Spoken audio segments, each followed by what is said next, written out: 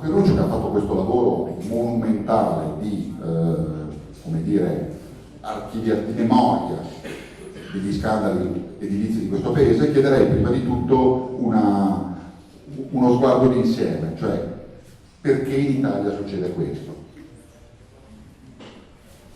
Allora, vi stavo guardando mentre ascoltavo Paolo che diceva delle cose esagerate su di me, perché abbiamo lavorato insieme un sacco di tempo, e pensavo una cosa, che di solito quando uno si trova a parlare davanti a un pubblico cerca di capire da chi è composto prevalentemente. Dice: stasera ci sono i ragazzi, allora dico certe cose, stasera ci sono persone più mature, ne dico delle altre, ci sono uomini, ci sono donne. Invece la cosa più bella è che stasera ci siete tutti, il che è più complicato per me perché è più difficile trovare un linguaggio che vada bene per tutti, ma è più bello perché vuol dire che quello che vi accomuna non è un'età, non è il sesso, non è il fatto di voler essere soci qui oppure no, ma è il fatto che voi tenete al vostro paese, tenete alla vostra terra, voi siete tutti uniti da questo pensiero, e credo che sia una cosa molto bella. Devo dirvi che un pochino accomuna anche me, perché io ho girato per l'Italia tantissimo per presentare questi libri, per scriverli anche, però io ho una parte del cuore che è veneto, nel senso che mio padre è istriano e io ho sempre parlato il dialetto veneto in casa. Adesso non mi metto a parlare in veneto perché sennò farei ridere per l'accento genovese ormai dopo tanti anni, ma io quando arrivo da queste parti mi sento comunque per un modo strano, comunque come se io arrivassi a casa, per cui mi sta particolarmente a cuore quello che succede da queste parti. Ecco, perché io volevo cercare di partire da una considerazione, da una domanda che vorrei che ci facessimo tutti, cioè innanzitutto chiediamoci, noi diamo per acquisiti con un certo orgoglio anche il fatto che l'Italia è il paese che ha il 60% del patrimonio culturale, le solite cose che ci ripetiamo, ma l'Italia è davvero ancora un paese bello? Ecco, questa secondo me è la prima domanda che dobbiamo farci. E io, scrivendo questi libri, una risposta che me la sono data, personale finché volete, però è che è ancora un paese bellissimo, che però siamo arrivati in un momento decisivo. Cioè, se continueremo a trattarla così male, a svendere la nostra terra per riempirci le tasche, tra 10 anni non sarà più un paese bello. E quindi noi dobbiamo senz'altro venire qui stasera, dobbiamo occuparci del nostro paese, del nostro ambiente, per capire cosa ne sarà di questo paese, ma anche per capire come vogliamo che sia l'Italia che lasceremo alle persone che verranno dopo di noi. Ecco, e poi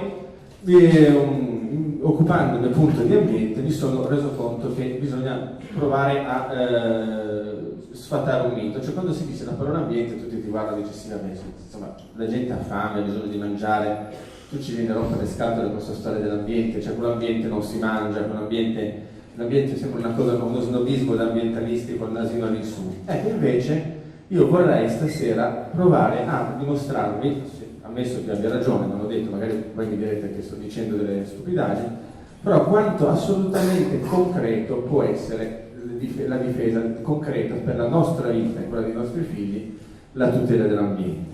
Allora, innanzitutto cerchiamo di sfatare alcuni luoghi comuni o balle che vengono raccontate da chi si propone di realizzare dei nuovi progetti. Sono dei luoghi comuni o balle che sono uguali praticamente ovunque quando vi vedete annunciare dei nuovi progetti con delle immagini bellissime di case luminose, piene di luce, fatte di cristalli, con grandi progettisti che le hanno poi disegnate.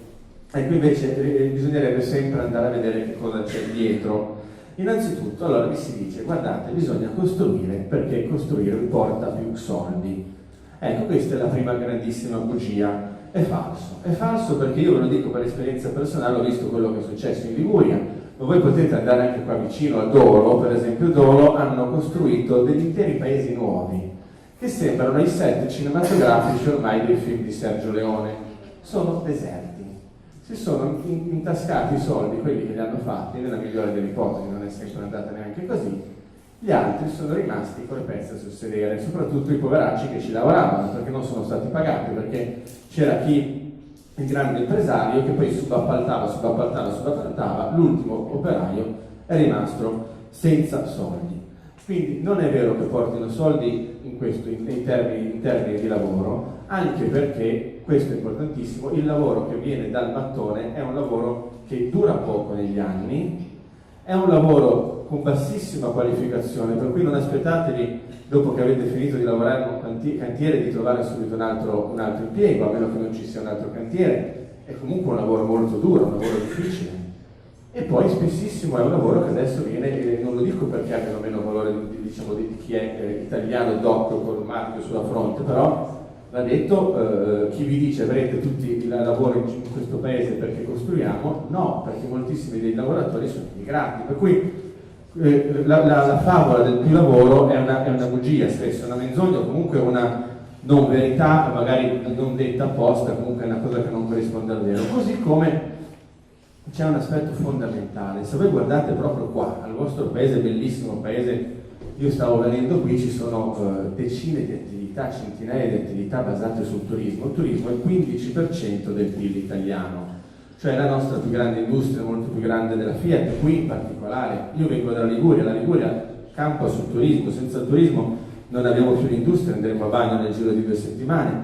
Ecco, voi credete che dia più lavoro far costruire 300-500 mila metri cubi di nuove case o piuttosto dar lavoro nel turismo, investire nel turismo? Ma soprattutto se voi costruite 500 mila metri cubi di nuove case, i turisti se ne vanno, perché io guardate, vedo la Liguria, ormai costa per un milanese, costa lo stesso andare sul Mar Rosso che venire ad Alassio, e Alassio è bruttissima, ve lo dico da Liguria con la morte nel cuore.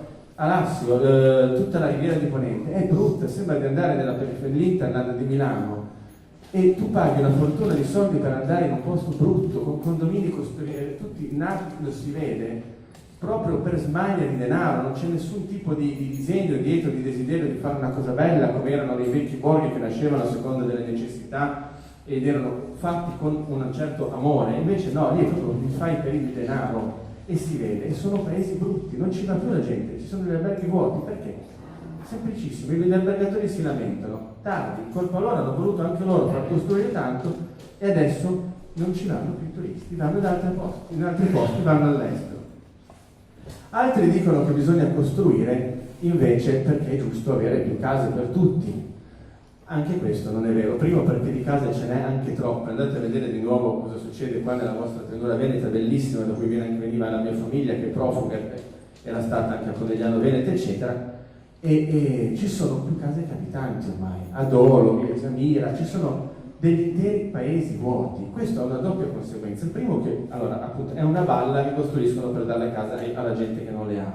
Secondo, chi le ha si vede impoverire, perché se la vostra casa vale 300.000 euro, se ci fanno 50 case di fianco, quanto varrà? Varrà 150.000. Si perde la metà, fino alla metà, secondo gli studi dell'Istat, del valore delle proprie case con i nuovi insediamenti immobiliari. Questo consideratelo, perché se costruiscono 400.000 metri cubi di nuove case, le vostre case varranno molto meno perché il paese sarà più brutto, mi dispiace dirlo, ma varranno molto meno perché ce ne sarà molta più offerta, e se c'è molta più offerta, obiettivamente i prezzi calano, e calano moltissimo. C'è chi dice che le case devono essere costruite per dare le case a canoni sociali. Anche questo è falso, perché in Italia soltanto il 4% delle case vanno a chi ne ha bisogno, le cosiddette case popolari. In Inghilterra, per dire, il 25% di case sono case popolari. Così in Inghilterra basta costruire un quarto di quanto si costruisce in Italia per dare case a chi ha bisogno. In Italia in pratica costruiamo per fare un piacere agli impresari. Legittima da parte loro il desiderio di costruire, però bisogna considerare che il loro bisogno di costruire poi ci cade sulle nostre spalle a tutti. Io mi ricordo che ho conosciuto, adesso vi faccio degli esempi concreti, per esempio quello che aveva tentato di fare Renato Soru in Sardegna, infatti è stato trombato sia dalla sua maggioranza del centro-sinistra che dal centro-destra. Renato Soru aveva detto: bisogna dare lavoro a chi lavora nel settore del mattone, del cemento, agli operai, è giustissimo dare loro lavoro, ma gli operai lavorano altrettanto e forse meglio ristrutturando i borghi antichi piuttosto che costruendo delle cose nuove. L'ambiente rimane integro, i paesi rimangono belli, anche più belli, il lavoro per gli operai c'è, Risultato, la sua stessa maggioranza di centro-sinistra ha deciso di non ricandidarlo e adesso vogliono costruire 40 milioni di metri cubi nuovi sulle coste della Sardegna, che vuol dire che diventerà molto più brutta e i turisti non arriveranno di più, ma arriveranno di meno. Quelli che arriveranno saranno dei turisti con molti meno soldi, probabilmente. Quindi economicamente la Sardegna rischia veramente di bruciarsi. Ecco, questo vi dico, guardate, io vi consiglio, fate una cosa, fate qualche gita fuori porta, andate per esempio, venite in Liguria ad Alassio, andate a vedere ad Alassio e capirete, chiedete alla gente quanto costano le case ad Alassio, costano molto meno di qualche anno fa, andate in altre zone della Liguria, andate sulla riviera romagnola e vedrete che dove si è costruito troppo le case costano molto meno e si vive peggio. Ecco, ora finora vi ho detto le cose per sfatare, diciamo così, i falsi miti, ora vi dico delle ragioni più concrete, almeno secondo me, per cercare di rifiutare la crescita sbodata e incontrollata del cemento. Innanzitutto c'è una corrispondenza chiarissima, io credo, tra il degrado dell'ambiente umano e l'ambiente naturale. Non so quale venga prima, cioè se la politica corrotta porti un ambiente contaminato, se l'ambiente contaminato, diciamo, vivendo male, faccia anche peggiorare l'ambiente umano e l'ambiente politico. Però io vi dico che non c'è proprio nel 100% dei casi dove l'ambiente umano, la politica, la classe imprenditoriale è malato, l'ambiente è malato. E quindi state attenti, perché quando si comincia a costruire e a rendere brutto un paese, a rendere un paese dove si vive male, questo è sintomo che probabilmente chi vi amministra vi ha amministrato male, pensando soltanto al presente, spesso al proprio presente e mai al passato, soprattutto al futuro, soprattutto al futuro degli altri. Io credo che non solo chi ha figli, ma in generale sia molto importante cercare di non pensare soltanto a noi stessi. Ecco, e ricordiamoci anche che sempre per cercare di essere concreti, per non portare le cose nei massimi sistemi. Allora, qui volevano fare Motor City, non so se la faranno, quella che portava 100.000 visitatori al giorno. Ecco, 100.000 visitatori al giorno, a parte che questo è l'esempio di scuola, proprio di quello delle balle che si possono raccontare, dicevano che portavano posti di lavoro. Ovviamente i posti di lavoro che prendeva Motor City probabilmente li toglieva Gardaland, per fare un esempio, per cui poi la somma era probabilmente la stessa.